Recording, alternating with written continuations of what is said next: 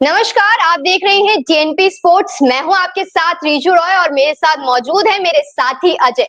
इस वक्त भारत और इंग्लैंड के बीच 3 मैचों की ओडीआई सीरीज खेली जा रही है, जिसका तीसरा मैच इस वक्त अहमदाबाद के नरेंद्र मोदी क्रिकेट स्टेडियम में खेला जा रहा है। मैच की शुरुआत से बात करें तो इंग्लैंड ने टॉस जीतकर गेंदबाजी करने का फैसला लिया।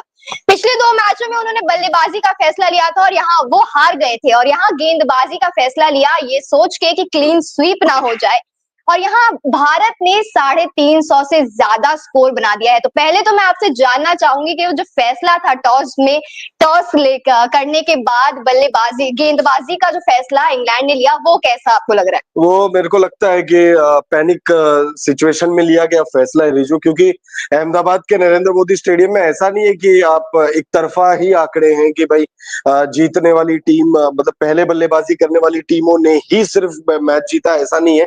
चेज करते हुए भी यहाँ पे मुकाबले जीते गए, लेकिन जैसे कि हम लगातार बात कर रहे हैं कि भाई यहाँ पर पहले बल्लेबाजी करना ज्यादा फायदेमंद साबित होता है। जैसे जैसे गेम आगे बढ़ेगा अब यहाँ पर स्पिनर्स को और ज्यादा मदद मिलेगी। आदिल रशीद ने शानदार गेंदबाजी की है। हमने देखा इंग्लैंड की तरफ से स्पिन गेंदबाज है, 4 विकेट उन्होंने लिए। विराट कोहली को उन्होंने चलता किया, तमाम जो खिलाड़ी हार्दिक पांड्या को उन्होंने चलता किया। तो भाई जो स्पिनर्स पहली पारी में जितना मदद उठा पा रहे थे, दूसरी पारी में उससे ज्यादा फायदा उठाने में कामयाब हो गए। फायदा यहाँ भारतीय गेंदबाजों को मिलने वाला है और स्पिनर्स ही भरे पड़े हैं इस बार प्लेइंग 11 में पूरे।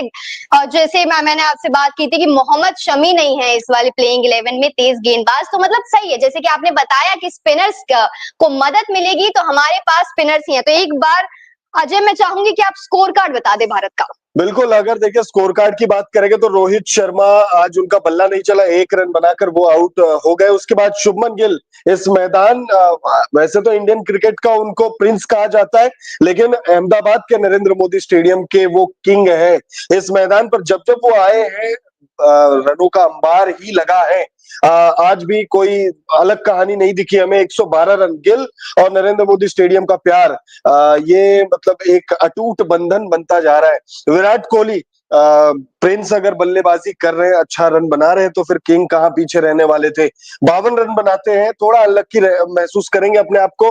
55 गेंदों में 52 रन उन्होंने बनाए, 50 गेंदों में रन बॉल 50 थे उनके। 7 चौके 1 छक्का उन्होंने लगाया। शुभमन गिल की बात करें तो 14 चौके उन्होंने लगाए और 3 छक्के थी, 3 छक्कों की उनकी पारी रही। उसके बाद श्रेयस अय्यर की बात करें तो श्रेयस अय्यर अपने आप को अनलक्की साबित करे मतलब महसूस कर रहे होंगे। हालांकि बहुत शानदार उन्होंने बल्लेबाजी की, 64 गेंदों में 78 रनों की पारी है और बहुत आतिशी पारी है। मतलब ये नहीं कि आके बहुत आराम से बहुत एकदम सुस्त में आते हैं, बड़े एक्टिवनेस में आते हैं और बड़े एक्टिवनेस में ही वो पारी खेल रहे हैं। 64 गेंदों में 78 रन वो बनाते, 8 चौके और 2 छक्कों की उनकी पारी रही। केएल राहुल की बात करना चाहूंगा। केएल राहुल ने 29 गेंदों में 40 रनों का योगदान दिया। उन्होंने भी बहुत ताबड़तोड़ पारी के लिए, 3 चौके और 1 छक्का। हार्दिक पांड्या 9 गेंदों में 17 रन बनाकर वो आउट हुए। 2 सिक्स उन्होंने बैक टू बैक लगाए थे आदिल रशीद को और उसकी अगली गेंद पर वो आउट हो गए। उसके बाद अक्षर पटेल की बात करना चाहेंगे। अक्षर पटेल ने 12 गेंदों में 13 रन। बाकी और जो बल्लेबाज है उन्होंने भी योगदान दिए हैं छुटपुट। भारतीय टीम ने इस मुकाबले में 350 का आंकड़ा पार कर लिया है और अगर आप 356 रन भारतीय टीम ने 50 ओवर में बनाए हैं। रिजू, लेकिन एक चीज मैं पूछना चाहूंगा मैं आपसे। 356 रन सुनने में बहुत अच्छा लगता है, बहुत बड़ा लगता है, बहुत विशाल लगता है, लेकिन 10 के 10 विकेट गिरे। देखिए यहाँ पे सारे बल्लेबाजों ने अपना दमखम लगाया है। यहाँ पे 4 मतलब 1 शतक मिला है हमें, 2 अर्धशतक मिले हैं। ये कोई छोटी बात नहीं है और मतलब इसका ये था कि सारे बल्लेबाजों ने, चाहे वो गेंदबाज भी हो, उन्होंने भी अपना बल्ला चलाया है, पूरा आजमाया है। और ये स्कोर, जैसे कि आपने पहले बोला कि ये स्कोर कम नहीं है, और ये स्कोर सच में कम नहीं है।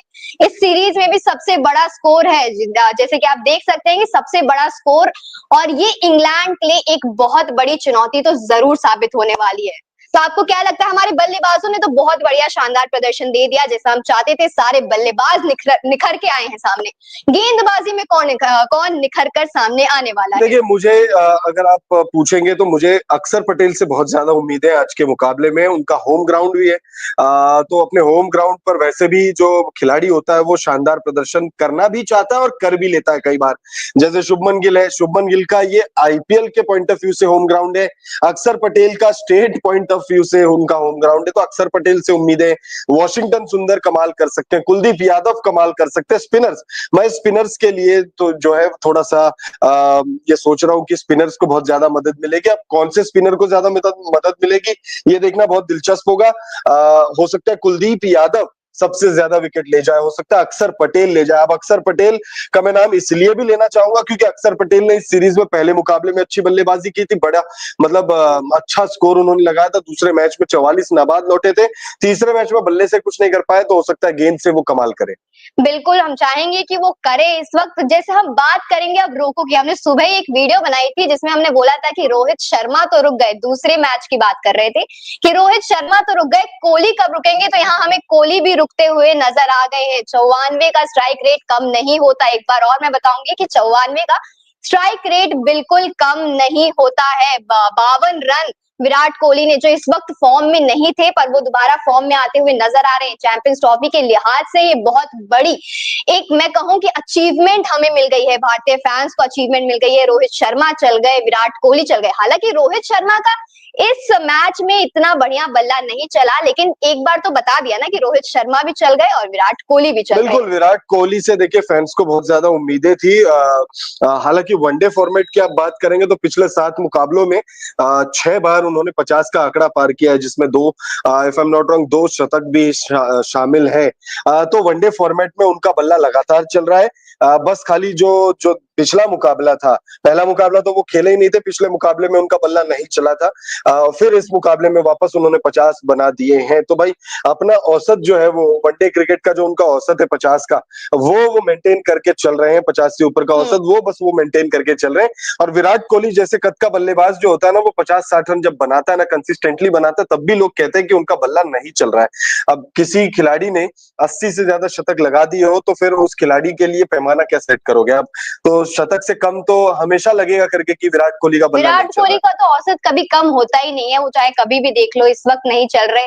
आगे चलेंगे, चैंपियंस ट्रॉफी के लिहाज से ये मैच बहुत जरूरी था। और लोग देखिए, मैं ये भी कहना चाहूंगा कि विराट कोहली को लेकर लोग जो है कंपेयर भी कर रहे हैं आजकल सोशल मीडिया पर कि 2019 से पहले विराट कोहली फैब 4 में सबसे ऊपर थे। टेस्ट क्रिकेट का कंपैरिजन चलता है वो कि विराट कोहली जो है फैब 4 में सबसे ऊपर थे, सबसे ज्यादा शतक उनका था, लेकिन अब फैब 4 में सबसे नीचे वो आगे शतकों के मामले में 27 उनके, बाकी जो 3 खिलाड़ी हैं, चाहे जो रूट हो, स्टीव स्मिथ हो या फिर केन विलियमसन, वो आगे चल रहे। तो लोग कंपेयर करते हैं कि विराट कोहली जो है वो 2019 से पहले अलग थे, 2019 के बाद अलग है।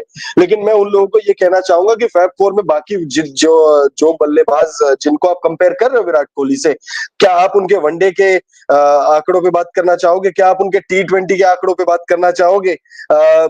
स्टीवन स्मिथ ने, मानता हूं कि मैं 10,000 रन बना दिए, जो रूट ने भी बना दिए, केन विलियमसन भी बना देंगे, तो भाई बना तो विराट कोहली भी देंगे। विराट कोहली तीनों फॉर्मेट पे रन बना रहे हैं, लगातार बना रहे हैं। जरूर उनका औसत गिरा है टेस्ट क्रिकेट में, 50 से ऊपर का औसत हुआ करता था 2019-20 से पहले।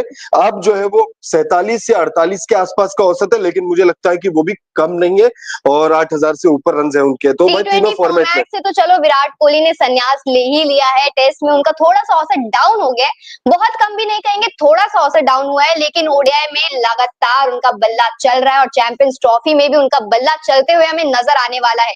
बस यही तो कहेंगे कि विराट कोहली का दूसरा मैच, ये जो भारत और इंग्लैंड के बीच 3 मैचों की ओडीआई सीरीज खेली जा रही है, उसके दूसरे मैच में विराट कोहली नहीं चले। पहले मैच में तो वो मौजूद ही नहीं थे, उन्हें चोट लग गई थी, जिसके कारण वो हमें नजर नहीं आए। तीसरे मैच में उनका बल्ला दोबारा चल गया। तो मतलब यहाँ डन है कि चैंपियंस ट्रॉफी में जो हमारे बैटर्स हैं वो कमाल दिखाने वाले हैं, जैसे लगातार वो इस सीरीज में दिखा रहे हैं। चैंपियंस ट्रॉफी में देखिए बल्लेबाज मुझे लग रहा है करके कमाल दिखाएंगे।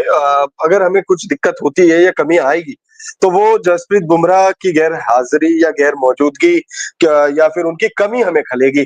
जसप्रीत बुमराह अगर चैंपियंस ट्रॉफी के स्क्वाड में होते, अनफॉर्चुनेट रहा जसप्रीत बुमराह, एंड मोमेंट पर उनको बाहर कर दिया गया, बाहर एज एन थोड़ा नेगेटिव साउंड करता है, उनको शामिल नहीं किया गया जसप्रीत बुमराह को, तो उसी की कमी हमें खलने वाली है, मतलब उन्हीं की कमी हमें खलेगी। बाकी तो बल्लेबाजी में मुझे लगता है, देखिए रोहित शर्मा ने इस सीरीज में शतक लगाया है, शुभमन गिल ने आज लगा दिया, विराट कोहली का 50 आ ही गया, श्रेयस अय्यर लगातार रन बना रहे, केएल राहुल का भी बल्ला चल ही रहा है, हार्दिक पांड्या चल जाते बट पता नहीं कैसे आउट हो गए आज। उसके बाद अक्षर पटेल की आप बात करें तो वो भी कंटिन्यू